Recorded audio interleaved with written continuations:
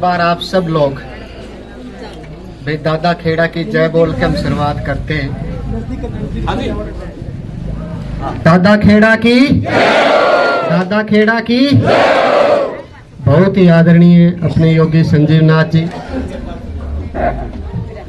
महाराज जी के मंडल से आए मेरे युवा साथी, हमारे गांव की सरपंच जो आपकी महिला प्रतिनिधि है वो, और गांव के जितने भी बुजुर्ग और मेरे दादा दादी जो यहाँ पहुंचे, आप सबको सादर प्रणाम, मेरा नमन चांद सफर। आप सब इतनी गर्मी के टाइम में इतने लोग शॉर्ट पीरियड में इकट्ठे हुए, उसके लिए भी मैं मरते दम तक आपका आभारी रहूंगा। देखो, मैं आप सबको पता है मैं इस गांव की मिट्टी में पला हूं, आपके बीच में ही पला बड़ा हुआ हूं। जो कुछ भी मैं हूं वो भी आपकी वजह से हूं, आपके प्यार आशीर्वाद की वजह से हूं। जो कुछ भी मैं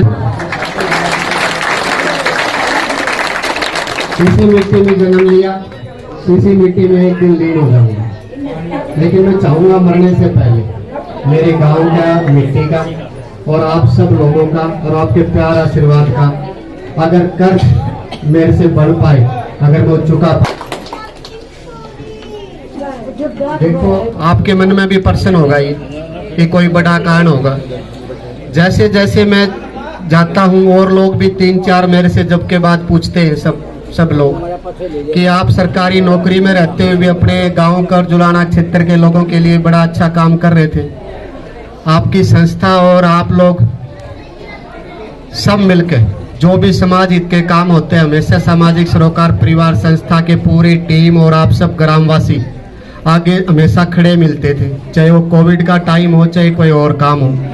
तो फिर आपको ये क्या जरूरत पड़ी इतनी बड़ी सरकारी नौकरी को छोड़कर इतने साल शेष रहते थे, आपको राजनीति में क्यों आना पड़ा? तो जैसे जैसे ये सब पूछते थे तो मैंने ये फैसला निर्णय लिया, तो सब लोग मेरे आपके गांव वाले भी, मेरे युवा साथी, कई मेरे दादा दादी वो भी समझाने लगे, रिश्तेदार भी, घर वाले भी और भी जान पहचान वाले जितने भी यार दोस्त थे, सब कहने लगे कि भाई ये राजनीति में आने का, इतनी बड़ी नौकरी छोड़कर इतने साल शेष रहते हैं, आपका बहुत बड़ा निर्णय है, एक बार इस पे विचार कर लो, पुनर्विचार कर लो। तो मैंने कहा कि भाई ये आपकी सही बात है, ये बड़ा निर्णय जरूर बड़ा है।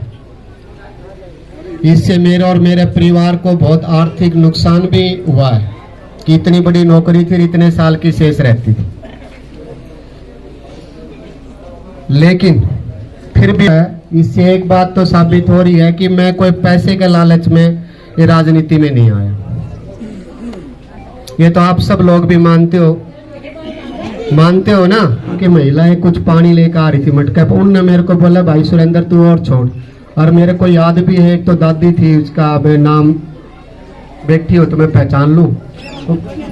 अच्छा, तो वो बोले भाई कि भाई ये तो पानी का करवा, हमने तो ट्यूबवेल भी पानी खत्म हो गया, इतनी दूर से लाना पड़ता है प्रॉपर। तो उस टाइम हमने आरओ प्लांट लगवाने की गांव से शुरुआत करी थी। अपने गांव को देख के और गांव वाले भी सारे अपने रिजोल्यूशन लेकर आने लगे कि भी हमारे गांव में भी करो। लेकिन एक आदमी का सरकारी नौकरी पर रहते हुए संस्था का भी एक सामर्थ्य था, तो 3 गाँव में हम लोग लगवा पाए। 670 युवा अपने एक क्षेत्र की थी जो मेरे पास गया, जो बायोडाटा लेके गया, जितना मैं जिसका करवा पाया। प्राइवेट कंपनियों में 670 टोटल हुए हैं, 506 लोग सरकारी प्राइवेट कंपनियों में आज भी जुलाना अपने जिंदा क्षेत्र के सोनीपत, गुड़गांव और फरीदाबाद एनसीआर में प्राइवेट कंपनियों में नौकरी कर रहे हैं। जो 50 पुस्तकालय खोले थे संस्था के माध्यम से, उन पुस्तकालयों से 164 बच्चों ने, आपने भी वीडियो देखी होंगी, आप बता के जहाँ जी उसमें आपने वो पुस्तक रखी थी, मेरा पेपर उसी पुस्तक में से सारे परसेंट में आपने देखा होगा, कोई पक्ष पार्टी वाले कहीं नहीं मिले होंगे। तो हर जिंद के हर गांव, हर जोगी झोपड़े बट्टा पे आपने N95 मास्क योगी संजीव नाथ जी के पास रखवाए थे, मंदिर से लेके जा रहे थे बाबा जी। सारा पूरा जिन जिला में मास्क की व्यवस्था करवाने की करी, गांव में भी सैनिटाइजर और बांटे होंगे कि नहीं। एक कंपनी ने मेरे को दिए थे भाई 17 वेंटिलेटर ऑक्सी वेंटिलेटर दिए थे। वो उड़ा पता लग गया, हमारे मंत्री होते थे डिप्टी सीएम दुष्यंत चौटाला जी, उनने मंगवा लिया। मैंने सोचा 3 एमएलए तो जींद के भी बना रखे, कुछ हमारे एरिया का भी बांटा होंगे। 17 के 17 उस कंपनी वाले से पूछा, चौटाला गांव में आज भी हॉस्पिटल में लग रहे, तो क्या तुम्हारा हिस्सा नहीं बना था? बना था ना। तो ये सारी चीजें आपकी भावना और आपका जो मेरे से उम्मीद करते थे उनको पूरी करने के लिए, उनको ध्यान में रखते हुए, वो सरकारी नौकरी पे जितना सामर्थ्य था वहां रह के या संस्था के माध्यम से हम पूरी नहीं कर सकते थे। वो सारी ताकत उन समस्याओं को दूर करने के लिए कि हमारे बच्चे अच्छे रोजगार भी मिले, हर घर रोजगार भी मिले, हर महिलाओं को भी, जो ऐसे गरीब महिलाएं हैं उनके लिए भी कुछ व्यवस्था अच्छी हो, सारे गांव की पानी की समस्या ठीक हो, सारे पढ़ने वाले बच्चों को अच्छे कोचिंग और बड़े वो मिले, पूरा अपने जीन जुलाना जितना पीछे रह रहा, सारे रोड, पानी, थाना, तहसील, पंचायत ऑफिस में आपको पैसे देने से छुटकारा मिला। तो ये सारी ताकत तो संविधान ने राजनेताओं में और विधायक और सांसद में दे रखी, उनको प्राप्त है संविधान के अनुसार। तो इसलिए अपनी उन बातों को ध्यान में रखते कि मैंने भाई, उन्होंने बोला कि आपका बड़ा आर्थिक नुकसान भी होगा, परिवार वालों ने इतनी बड़ी नौकरी छोड़ कर लग रहे हो। तो मैंने कहा कि भाई मेरे लिए अब मैंने जान भी देनी है ऊपर वाले को। 40 साल रह गए, 45-40 का मैं हो गया, 40 साल आगे आप लोगों की सेवा में हूँ कि भाई अगर मैं, मेरे लिए पैसा और मेरी नौकरी मैं तो नहीं रखता। अगर मैं मेरे जुलाना क्षेत्र वालों के साथ जो आज भेदभाव हुआ है, पुरानी पक्ष पार्टी 77 साल हो गया आजादी मिली, यहाँ के बच्चों का रोजगार का हक छीन के किसी और को मिला है, और इतनी इनकी समस्याएं हैं, उन सबको अगर मैं इनके लिए मेरी जान भी दे दूं ना, तो भी मरते दम तक मेरे को रहेगा कुछ कर्जा अगला जन्म में उतारूंगा इनसे। तो ये सारी बातों को ध्यान में रखते हुए मैंने राजनीति में आने का निर्णय लिया। ये जो भी निर्णय लिया है, ये कोई मेरे अंदर में एक इंसान नहीं, सुरेंद्र लाठे, मेरे अंदर मेरी रगों में अपने इस मिट्टी का, आप लोगों का एक परिवार तो तर युवाओं को रोजगार, कमिटमेंट जो मैं करके जा रहा हूं उसका 50% मैं जरूर करूंगा। टारगेट अपने लिए 100 गुना रखा, जितना सामर्थ्य है ऊपर आपका प्यारा शुरुआत बढ़ता जाएगा, 50 से 100 सुई तक पहुंचा दोगे तो। नहीं तो मैं कहीं जा नहीं रहा, आपका ही बेटा भाई साथी तो हुई, 5 साल बाद फिर आपके बीच में आ रहा हूँ।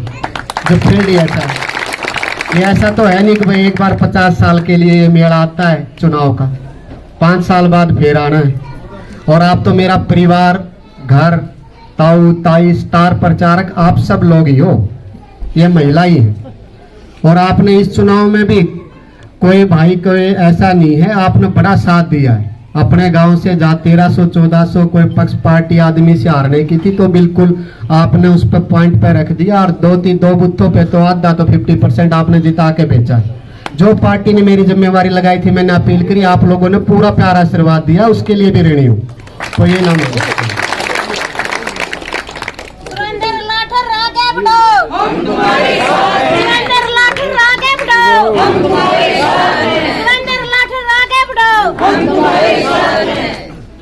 अंत में मैं एक बात और आपसे कहना चाहूंगा कि मैं चुनाव लड़ूं ना लड़ूं, मैं विधायक बनूं ना बनूं, लेकिन आपका भाई, बेटा, आपका साथी उसी अनुसार जैसे पहले था वैसा ही वो मैं जरूर रहूंगा। और आपकी जो सेवा, जो सामर्थ्य है, कहते हैं ना, शिक्षा कोई नहीं बंटवा सकता और अनुभव कोई नहीं बंटवा सकता। वेटरी सर्जन का 5 साल का बड़ा कोर्स करा, 20 साल वहां सर्विस में रहा, बड़ी बड़ी कंपनी वालों से कैसे बिजनेस, कैसे रोजगार की व्यवस्था होती है, वो सारी सीखी। वो आपके लिए हाजिर रहूंगा 40 साल आपके लिए। जनसेवा केंद्र बनने में थोड़ा टाइम लगा, जुलाना रहना शुरू करा के, ताकि और भी हो। अपनी जो रिश्तेदारी 72 गांव की 24 घंटे दरवाजे खुले हैं, किसी भी तरह की कोई समस्या हो कोशिश करेंगे इतना सामर्थ्य है आप पूरी करवाने की। और जो रोजगार की मैंने बात करी है ना, उसके लिए परसों से, कल भी जनसंपर्क अभियान है, परसों से वहां काउंटर लग जाएगा। 4 कैटेगरी बना दी है। जो बच्चे 10वीं 12वीं वाले हैं खाली, जो ITI पॉलिटेक्निक बीटेक वाले हैं, जो ANM GNM मेडिकल और नर्सिंग वाले हैं, BEd JBT और दूसरे नेट वाले हैं, अपना अपना रजिस्ट्रेशन करवा ले, कैटेगरी वाइज जैसे सामर्थ्य आ जाएगा तो उनको रोजगार देने की व्यवस्था जो मैंने टारगेट दिया है 5 साल, सबसे पहला टारगेट मेरा यही होगा।